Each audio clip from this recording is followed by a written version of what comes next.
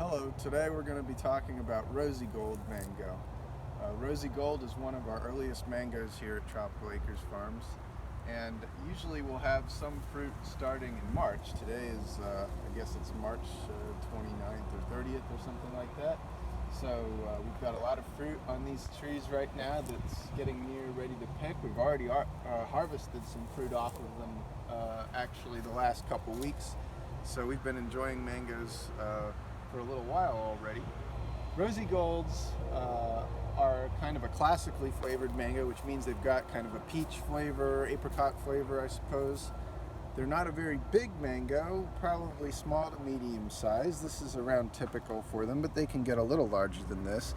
And normally with some sun, they'll develop some nice pink reddish blush, especially towards the top of the fruit.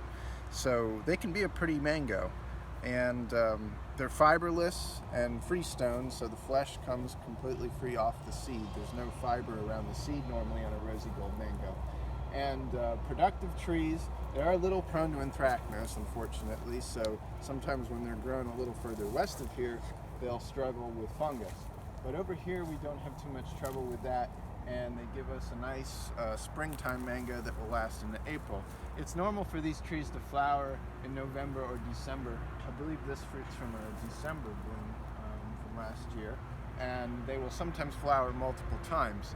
And so it's not uncommon for these trees to have 2 or 3. We've had as many as 4 crops on our Rosigold trees before, actually. So we will probably get a little bit of fruit, well, not on this particular tree, but on some of the others, we'll get some fruit that will mature during the summer months in June and July.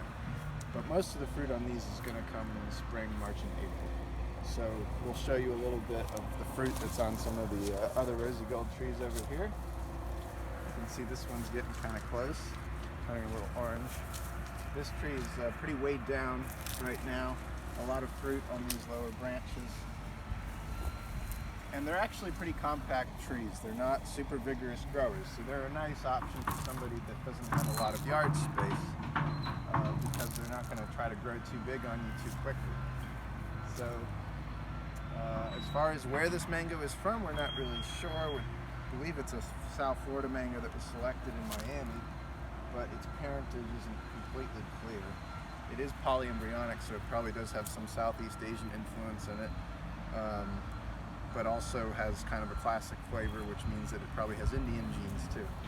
So anyway, we have a number of Rosigold trees on this property, and it's a mango that we're happy to be growing.